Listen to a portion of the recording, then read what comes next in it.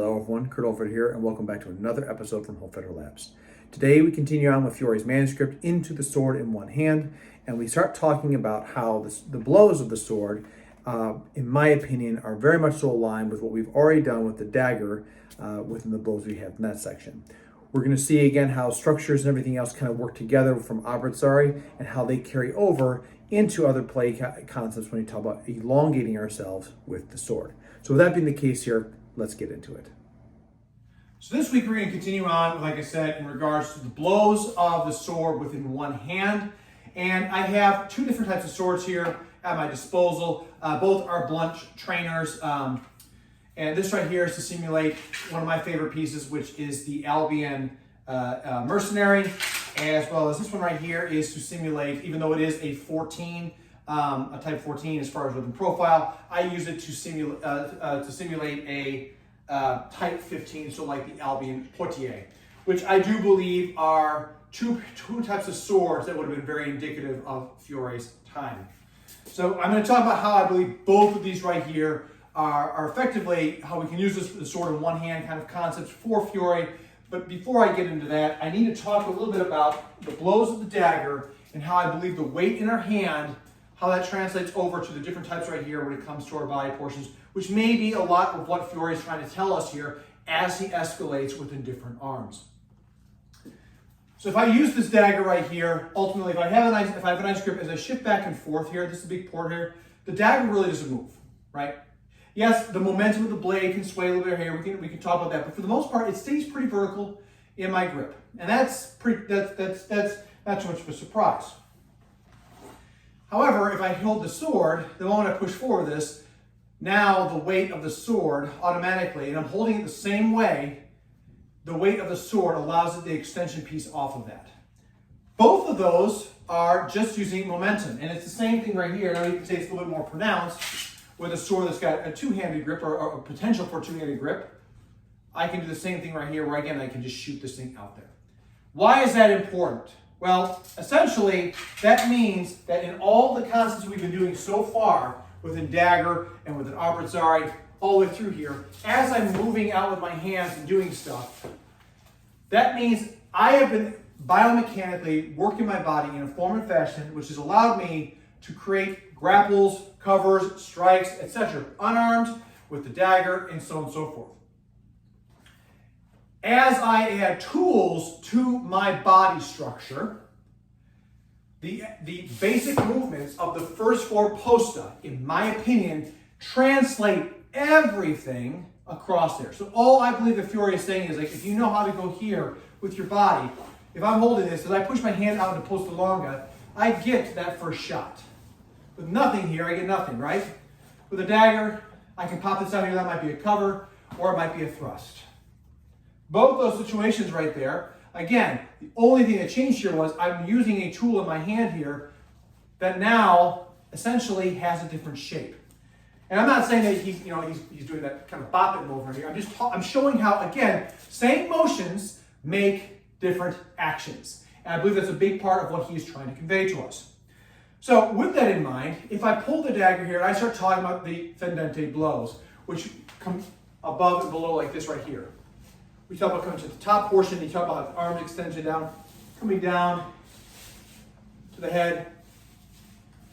You can already tell how that right there, hopefully I don't hit anything here, you can already tell how that right there, as I do this, I now get a strike with the sword, which comes out. So I'm coming, like that downward motion, I'm now getting a blow because the blade is going to push forward naturally in my grasp. If I go into the Mandrito and the Revezzo Mezzanis, where I go from elbow to temple, in this regard, then you can already start to see once again, because that's where the tip that's coming in with those stabbing positions, you can also see here how, once again, I get a forward and back strike, which allows for extension of the sword. And already here, you might be starting to see how off of this, we're already creating the position of the sword in one hand. Regardless of whether you're using this or that, it makes no difference. The last one we have right here are, in my opinion, the three ways in which Fiore probably would want us to attack the lower area, i.e. the groin, femoral area, and also a thrust that would go up into the solar plexus. If I'm going to have the dagger down, I do not believe that this is the thing that he would want us to do. I do think he wants us to come upwards and utilizing this kind of, that revezzo sotani line. Doesn't call it sotani line, but I call that because of the segno, coming upwards into that groin area up here. If I reverse the grip so that the dagger's forward here, we have here, and I can work both ways. Both of those, again, if we start looking at this, so if we talk about the revezzo thrust upwards, we're now starting to see the backwards position here.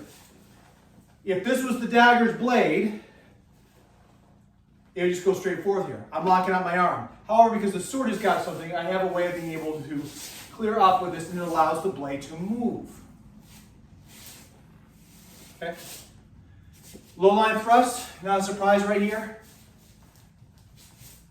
Same kind of concept, I come in low and thrust into that area, like I mentioned before, with the dagger. So all of that right there, in my opinion, is really just emphasizing how the shape of Armizare, so being able to move and turn and move with the body, also signifies how things go as we start to add arms and weight that are different in our hands. And again, regardless of if it is a sword that only has a position for one hand, or if it's a sword that allows us to have the position right here where there are the options for two hands on it, it makes no difference. In my opinion, it is not a one or two-handed sword in Armizare. It is a sword in one hand and a sword in two hands. And whether you have handle or not, you are able to accommodate that, largely because of how I believe Fiore wants you to hold this, which makes it very universal to how swords are going to be utilized in his system when you talk about utilizing off of the handle. So again, you can see the same things here. Same kind of things, back and forth, outward extension, so on and so forth.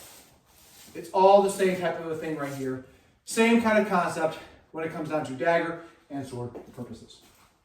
So that's all great right there. But now let's talk a little bit about what does this get us when we start talking about the position that we know, we love and know so much. This one right here. What exactly is this position? Is it a Street Fighter pose?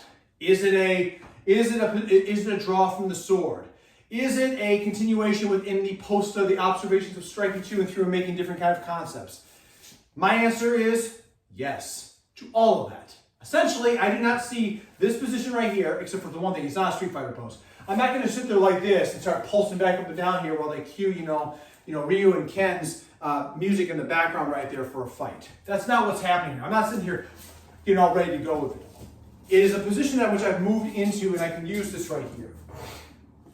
What this buys us in this position right here is it allows, again, this is a lot of weight on the shoulder. I'm not saying not to do this.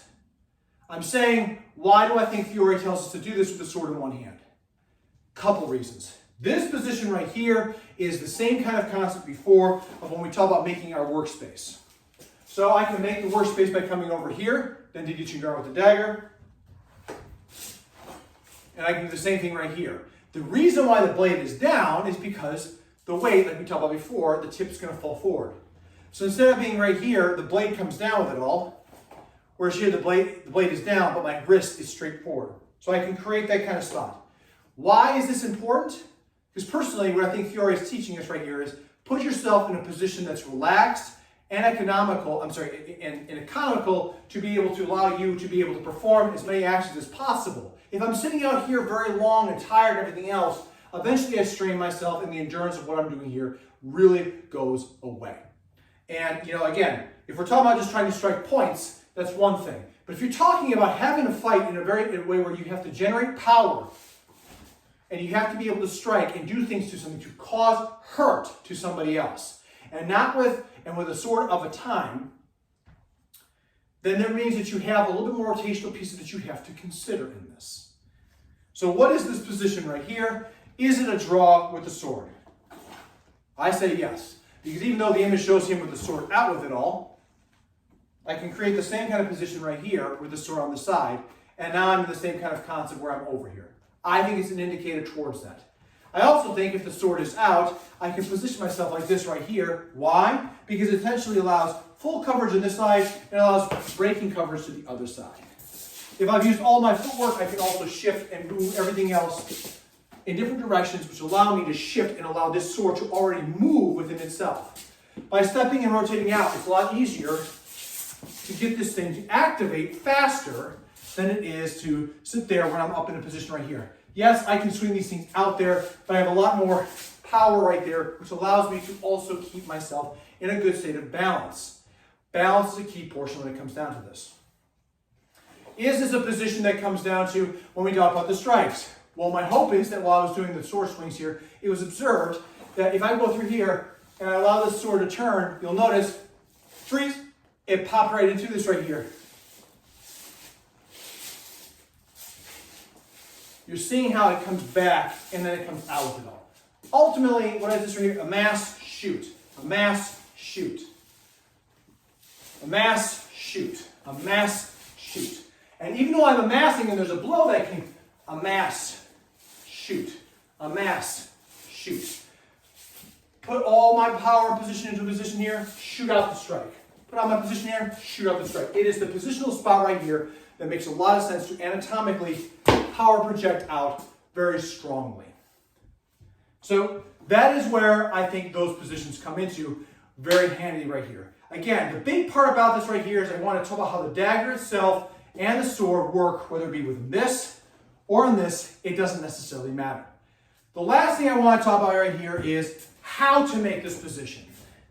I know there's a lot of discussion in the world about this right here, and I try to take I hear the notion of, like, when we look at the picture right here, again, we're looking at somebody who's off to the side like this right here. I'm trying to make myself as lean back as possible. And even though a few seconds ago, it may have looked like I was going backwards right here, the reality is if I square up to my target and I take that step back and turn, it's more of this. It's a half turn of the body. I'm using full testabule. And at no point in time am I giving my back to somebody right here unless I'm really trying to put a powerful shot in there, which may or may not necessarily be the key to action, or if an opponent's behind me. So instead, if I put myself on the line here, how I make it here is I put the right foot forward, I take the step back right here, I'm in Tutto Portaferro, and I put my hand like this, and I've created the position of the sword in one hand. This is it. From here I can make posta longa. From here I can go to dente di cingaro, where I can cover. I can cover here and go into frontale, where I grab on things. And as I shoot down this way, I can also come into all the positions to allow me to come down and pop right back up, utilizing the 4 posta and the 3 turns of the feet, as described in the earlier videos. The other part about this right here is because I'm like this, personally, I think he's also saying to approach a side profile movement. I do not think, again, this is not a flip book, and it's not a YouTube channel. So that picture right there, the guy's already got footwork elsewhere, it goes elsewhere in the book. He uses turns and everything else in there. So it's not just in the sword section that these things would have been universally in there. In this position right here, this sword in one hand position that he talks in is so good that it'll mess up 1 or 100, come up and line up, and I'll mess you all up. I believe he is saying is, from here, as I'm going to deal with a profile target, my job is to keep myself, the sword in front. I can shuffle back and forth, I can pass. The whole point right here is that if I'm looking at somebody, my guard is up, and I'm letting the sword rest so that if I activate it properly with an acrest and an extension to posta longa, I create the shape that's needed right there, and the sword will turn in my hand as necessary because I am making the shapes of Armizare. So that concludes it right here as far as how to make this shape, what is this shape, why is this shape, and how the dagger and the sword, I believe, translate both back and forth to these positions. So you can see with the video that, a lot of what I'm saying right here is that how we make the shapes, the body motions, and everything else here, in my opinion, they all go hand in hand, and they allow for the movements, the striking, and everything else to work with the ability of gravity, shifting, etc., and weight distribution, based upon what we have in our hands. And that to me is a very important thing here, because ultimately you'll hear things within like Kunstfechten, where the comment of everything has length and measure. Personally, I don't think that's just saying like, that's, to me, that's saying like, my body has got its own length. Posta longa has got its own concepts. It's got its own length, it's got its own measure, it's got its own strengths and weaknesses. But when I add things to my hand, posta longa becomes the terminal end of a shot with a dagger. It becomes the terminus end of a shot with a sword. And in all those cases right here, it kind of differentiates into more of an exploration about how things go into different forms and fashions. Again, I just say that right here because, in my opinion, the blows of the dagger, the movements of Armizare, they all translate over into all things that are going to happen within the manuscript. Just like later on, we'll see how the sword in two hands and also the 6 dissimilar guards, in my opinion, is what I like to call the 185 warm-up to the 225 lift of pole arms. And we'll get to that later on here. But for this right here, that's going to end the video. I'd like to, again, thank everyone else for tuning in with this. To my subscribers, thank you so much. Please continue to share this out there. Don't forget, if you haven't done so already, please hit that bell. We'd love to make sure that you have the content that comes out this way. For the people that are coming in for the first time here, thank you so much for tuning in. Consider liking, subscribing, share with a friend. Ding that bell. That way you know when other stuff is coming in here. And again, none of this is possible to expand this channel without viewers like you. So please, thank you so much for coming in here. Until next time, everybody, as always, stay safe out there, train well, and fight on. I'll see you all soon.